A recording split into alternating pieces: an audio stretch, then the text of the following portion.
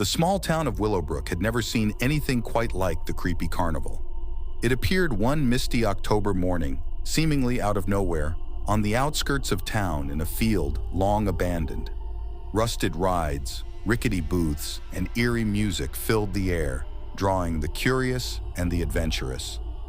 Sarah, a thrill seeker by nature, convinced her friends to visit the carnival on its opening night. "It's just for fun," she said. "What's the worst that could happen?" The group arrived at dusk, and the sky was painted in hues of orange and purple. As they approached the entrance, a strange, musty smell greeted them. The ticket taker, an old man with a gnarled face and a knowing smile, handed them their passes without saying a word. His eyes, a milky white, seemed to see right through them. "Enjoy the show," he rasped. They started with the Ferris wheel, its squeaky rotation offering a panoramic view of the carnival. From up high, the place looked oddly distorted, as if it were shifting and moving beneath them. When they reached the top, Sarah saw something strange in the distance. A figure watching them, standing unnaturally still. She blinked, and it was gone. Next, they tried the funhouse. Mirrors lined the walls, creating twisted reflections of themselves. As they wandered deeper inside, the reflections grew more distorted and sinister. Sarah's mirror image seemed to grin wickedly, even when she wasn't smiling. Her friends laughed nervously, but Sarah felt a chill run down her spine. The maze of mirrors seemed endless. Just as panic began to set in, they stumbled out into the open air, disoriented.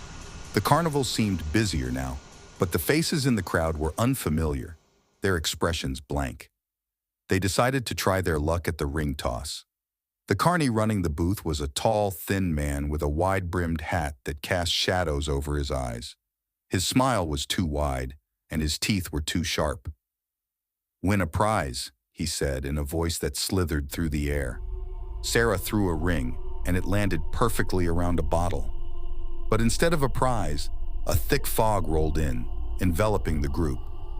The carnival sounds faded, replaced by whispers and distant ghostly laughter. When the fog lifted, they found themselves in a different part of the carnival, one they hadn't seen before. The lights were dimmer, the air colder. Strange figures moved in the shadows, and the rides creaked as if they were alive. Panic set in as they realized they were alone. No other visitors, just them and the unsettling carnies.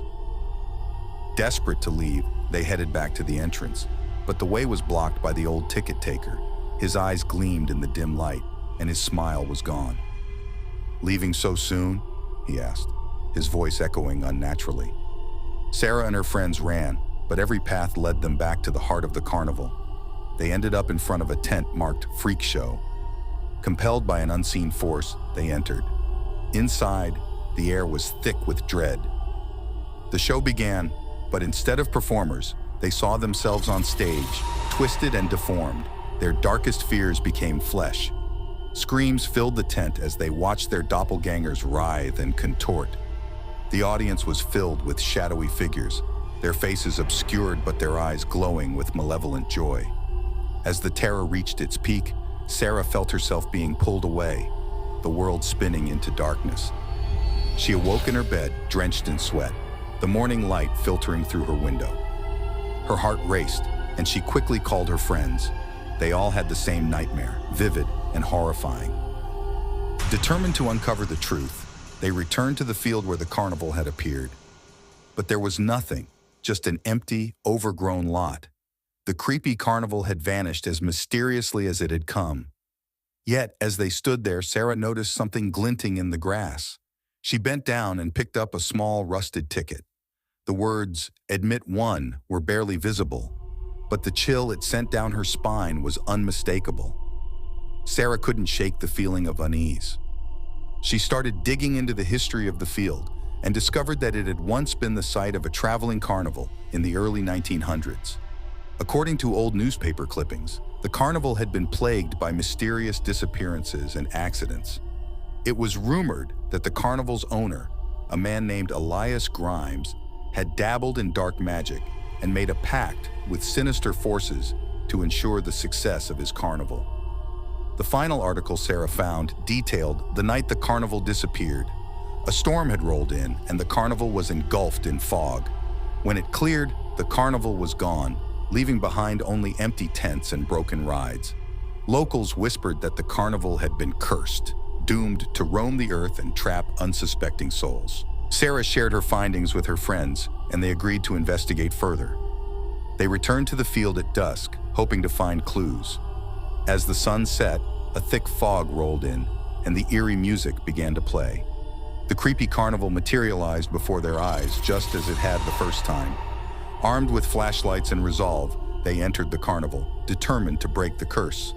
They navigated the twisted rides and sinister booths, avoiding the malevolent carnies. As they ventured deeper, they found an old, tattered journal belonging to Elias Grimes. The journal detailed his descent into madness, his obsession with eternal life, and the dark rituals he performed. The final entry was a desperate plea for forgiveness, detailing the pact he made with a demonic entity. In exchange for eternal life, the carnival and its visitors were doomed to an eternity of torment. As they read the final words, the ground shook, and the demonic entity materialized before them, a grotesque figure with glowing red eyes and twisted horns. "You cannot escape," it hissed. "This is your fate." But Sarah, clutching the journal, remembered something from her research, an incantation to break the curse. She began to recite the words, her voice trembling but resolute. The entity screeched, trying to silence her, but her friends joined in, their voices merging into a powerful chant. The ground trembled, and the carnival began to disintegrate around them. The entity's form wavered, its power weakening.